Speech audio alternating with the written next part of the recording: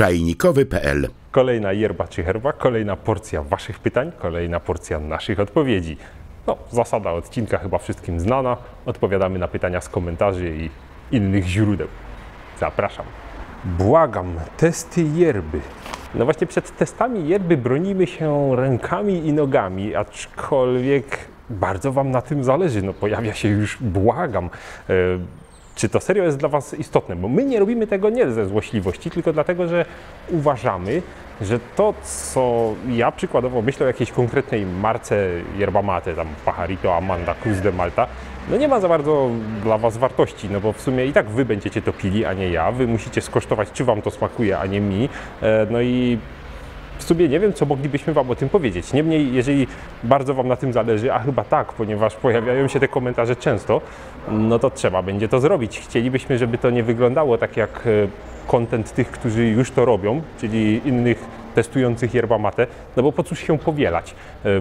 Postaralibyśmy się ewentualnie więcej o danej marce opowiedzieć. Może macie jakieś pomysły, jak miałoby to wyglądać i w jaki sposób mogłoby to stanowić dla Was jakieś użyteczne narzędzie. Ruszmy ten temat. Jesteśmy w sumie otwarci. No, do tej pory tego nie robimy, no ale chyba w końcu zrobimy.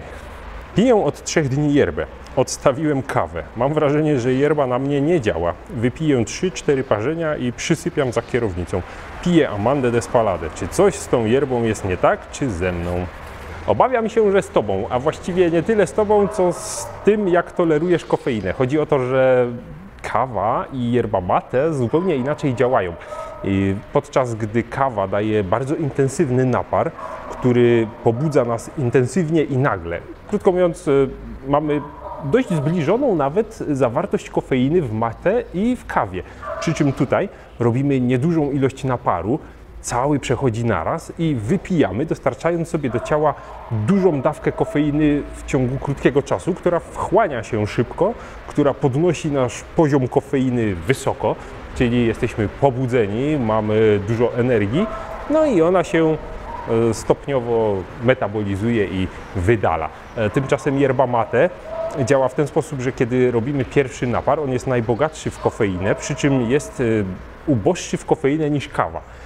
I wypijamy go, robimy kolejny napar, który jest słabszy od poprzedniego i wypijamy go znów, podwyższając poziom kofeiny w naszym ciele, uzupełniając tak jakby ubytek tego, co zdążyliśmy stracić od pierwszego zalania. I wypijamy trzecie parzenie, które znów jest uboższe w kofeinę od drugiego parzenia i znów redukuje, powiedzmy, to, co straciliśmy. Mniej więcej kofeina utrzymuje się w naszym ciele na stałym poziomie i jest to właściwy poziom do pobudzenia. Problem jest taki, że kiedy pijamy dużo kawy, przywykliśmy do znacznie wyższego poziomu kofeiny niż w ogóle potrzebujemy. I tak naprawdę, gdybyśmy nie pili kawy nigdy, to yerba mate byłaby dla nas szalenie pobudzająca. Tymczasem, kiedy chcemy przejść z kawy na yerba mate, musimy dać temu czas.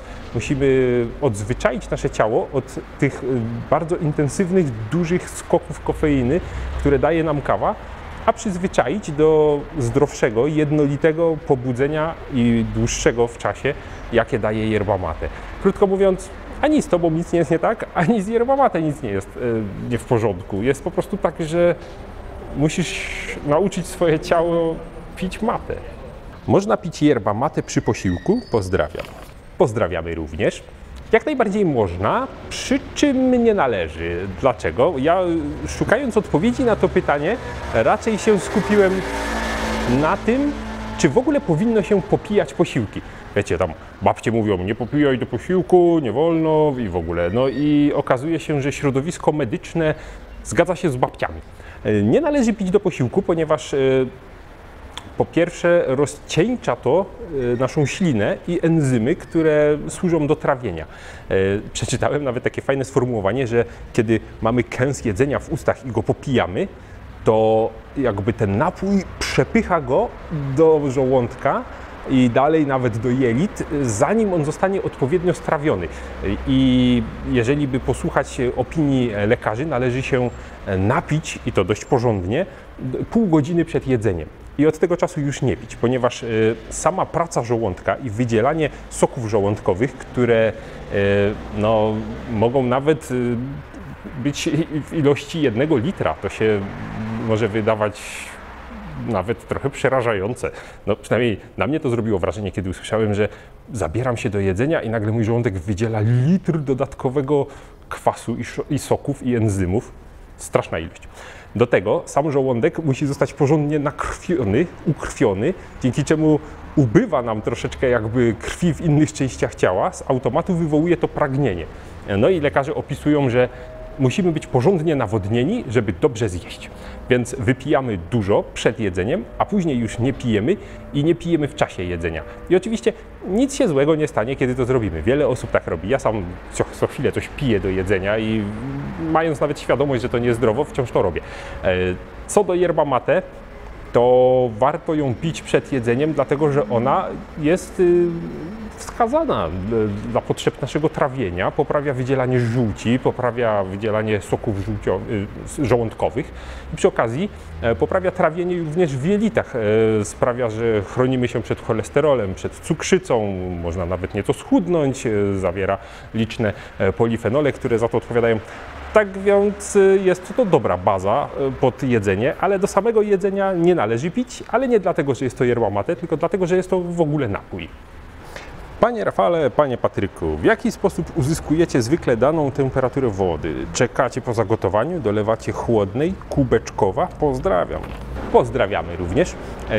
Temperatura, no właśnie, bo jeżeli chodzi o nasze odcinki, czyli terenowo, jak nagrywamy, mamy ze sobą zwykle taką fajną, którą już nieraz widzieliście, kuchenkę gazową na takie małe, fajne naboje, mieści się idealnie wszędzie, ogólnie polecam i dogrzewamy sobie, najczęściej w garnku, bo to w sumie nie widzicie tego, ale wozimy ze sobą gar i wyglądamy, jakbyśmy gotowali zupę. Może nie do końca jest to fajne, może powinniśmy mieć jakiś taki choćby czajnik na gaz, ale jakoś ten garnek do nas przylgnął, ponieważ kilka przepisów się gotuje w garnku i jakoś tak zaczęliśmy go wozić. Krótko mówiąc, w praktyce nalewamy w herbaciarni pełny termos wrzątku. Ten termos przywozimy na miejsce, gdzie nagrywamy. Woda tam oczywiście nie jest już wrzątkiem, ale jest ciągle na tyle gorąca, by w tym garnku móc ją bardzo szybko doprowadzić do wrzenia. Przelewamy po czym prosto do termosa z powrotem, który jest gorący i nie stracimy już temperatury. I w tym termosie ten wrzątek czeka już te parę minut od rozpoczęcia nagrywania, aż do powiedzmy tego użycia, kiedy parzymy. No i to jest taka metoda, kiedy mamy uzyskać wrzątek. Kiedy natomiast mamy uzyskać niższą temperaturę, to miewamy zwykle ze sobą termometr i sprawdzamy po pierwsze, ile jest w tym termosie, kiedy już dojechaliśmy na miejsce. I czasem się okazuje, że w sumie jest to już całkiem dobra temperatura. Możemy chłodzić, zależy w czym parzymy. Możemy przelewać do zimnego naczynia, tracimy temperaturę. Możemy dolewać zimnej wody, która, no oczywiście trzeba to termometrem sprawdzać, ale ona bardzo skutecznie obniża temperaturę wody. No i w ten sposób po prostu parzymy przed kamerą. No, jeżeli chodzi o parzenie takie już bardziej mniej telewizyjne, takie bardziej już degustacyjne w domu, no to wtedy ja osobiście lubię podgrzać wodę do konkretnej temperatury, nie przegotowywać jej, ponieważ tracimy wtedy dużo tlenu, tracimy dużo w ogóle też czasu. No, jak mamy dobrej jakości fajną wodę, to po prostu dogrzewamy ją tam do temperatury 70 stopni i zalewamy od razu. Nie musimy czekać, nie musimy schładzać, nie musimy przelewać. Często też przelewam rzeczywiście, bo to pozwala wygrzać naczynie. Naczynie warto wygrzać przed parzeniem, więc siłą rzeczy mamy już to jedno przelanie wymuszone. Nie trzeba tej wody wylewać, można jej użyć do zaparzenia, kiedy ona już straci temperaturę.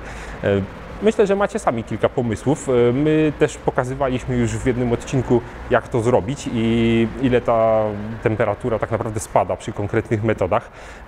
Warto też dolać zimnej wody. To jest metoda, która pozwala również nie stracić tego tlenu i pozwala w miarę szybko to zrobić i wystudzić temperaturę, ale to wymaga wprawy, no i kontroli tej temperatury na bieżąco. Myślę, że w terenie słabo to wyjdzie. Piszcie, jak używacie, jak uważacie. Jestem ciekaw, bo może macie jeszcze jakąś fajną, ciekawą metodę na studzenie wody. Fermentacja czy oksydacja? Czekaj, co? Chyba się coś komuś pomyliło. Chętnie spróbowałbym herbatę. Brzmi dobrze. To pytanie jest wyrwane z kontekstu, stąd część w ogóle nie jest tym pytaniem, na które chciałbym odpowiedzieć, ale chodzi o oksydacja kontra fermentacja. Zapewne zauważyliście, że jest to używane dość zamiennie, nie tylko przeze mnie, ale właściwie przez wszystkich i w dużej mierze też przez literaturę dotyczącą herbaty. Wzięło się to z tego, że no właśnie nie wiadomo, z czego się to wzięło. Po prostu nazywało się herbatę czarną herbatą fermentowaną. No i tak się przyjęło jakoś. Tymczasem, jeżeli naprawdę chemicznie by to przeanalizować, to chodzi o oksydację, bo oksydacja to jest to utlenienie, czyli związanie się cząsteczki tlenu z innymi cząsteczkami. Coś zmienia się chemicznie pod wpływem po prostu tlenu.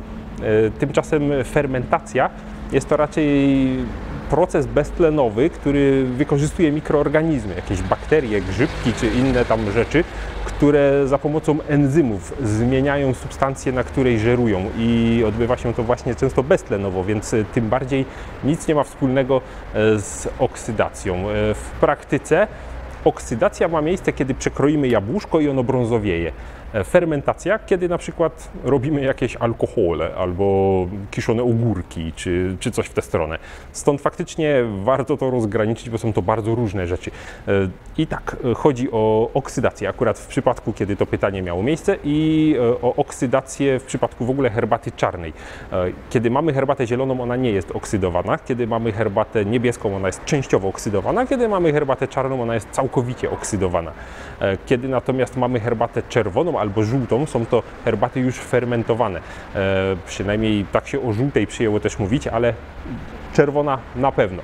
Właśnie przy użyciu różnego rodzaju mikroorganizmów zachodzi proces, który w efekcie przypomina utlenienie, ale tak naprawdę jest oksydacją, ponieważ odbywa się za pomocą enzymów mikroorganizmów. Jest to trochę skomplikowane i na dobrą sprawę przestrzegać należy tego tylko tak z przyczyn turystycznych, no bo nie zmienia to właściwie nic. No, mówimy niepoprawnie, aczkolwiek niepoprawnie jak wszyscy. To tak jak mówimy herbata miętowa, no wszyscy mówią herbata miętowa i nie ma to sensu, ale nawet w słowniku języka polskiego znajduje się, że herbata jest to napar z różnych roślin, więc nie tylko z herbaty. Krótko mówiąc, mówmy po prostu oksydowana na czarną i fermentowana na czerwoną. Jaką yerbę najbardziej polecasz do terere? Mogłoby się wydawać, że to bardzo proste i banalne pytanie, tymczasem z terere nie jest tak łatwo. Okazuje się, że oczywiście terere jest to taki narodowy sposób picia yerba mate w Paragwaju, czyli po prostu zalane zimną wodą z lodem i już. Stąd mogę polecić praktycznie każdą paragwajską yerba mate. One świetnie wychodzą na zimno, zwłaszcza te, które mają aromaciki, które Paragwajczycy sami lubią w swoich terere, ponieważ często w terere pojawiają się zioła. W sezonie robi się je po prostu na świeżo. Gniecie się jakieś świeżutkie zioła, miesza z wodą, zalewa yerba mate. Tymczasem można zrobić to używając ziół suchych. W Argentynie robi się zupełnie odwrotnie, ponieważ argentyński sposób picia yerba mate to raczej parzenie na ciepło. Ale jest też wersja na zimno, ponieważ oni tak znają, lubią i pijają. Przy czym argentyńska yerba mate, która jest produkowana pod terere, jest zupełnie inna od tej paragwajskiej, ponieważ Paragwajczycy uznali, że żeby parzenie wyszło intensywnie i dobrze, bez użycia wysokiej temperatury, to yerba mate musi być pylasta i drobna. Tymczasem nie wiadomo dlaczego Argentyńczycy stwierdzili, że do terere właśnie należy zrobić większe liście i jest tam mniej pyłu. Więc jeżeli kupicie do terere przeznaczoną do terere paragwajską yerba mate, to ona będzie bardzo drobna i mocno się zaparzy na zimno. A kiedy kupicie argentyńską yerba mate, na której jest napisane terere, jest znaczek jakiś tam przedstawiający właśnie zimne parzenie, to się okaże, że ona ma liście większe niż ta sama argentyńska, która jest produkowana do ciepłego parzenia. I ja osobiście polecam raczej paragwajskie yerba mate do parzenia na zimno, ponieważ one dają intensywny, charakterystyczny yerbowy aromat i są też pobudzające mimo zimnego parzenia. Zwłaszcza te lubię z dodatkiem mięty i cytryny lub po prostu miętowe ziołowe, ale musicie sami sprawdzić, która Wam najbardziej będzie smakowała. To tyle na dzisiaj. Piszcie, jeżeli coś nowego Wam się nasuwa, piszcie swoje pytania, najlepiej w komentarzach do tego odcinka, wtedy najłatwiej je znajdziemy, ale ogólnie możecie się z nami kontaktować jakkolwiek chcecie. Swoją drogą zbiera nam się na mailach też kilka już pytań, może zrobimy wydanie specjalne, które będzie bazowało tylko na Waszej korespondencji mailowej. Czekamy na wszystko, co chcecie wiedzieć. Do zobaczenia na czajnikowy.pl.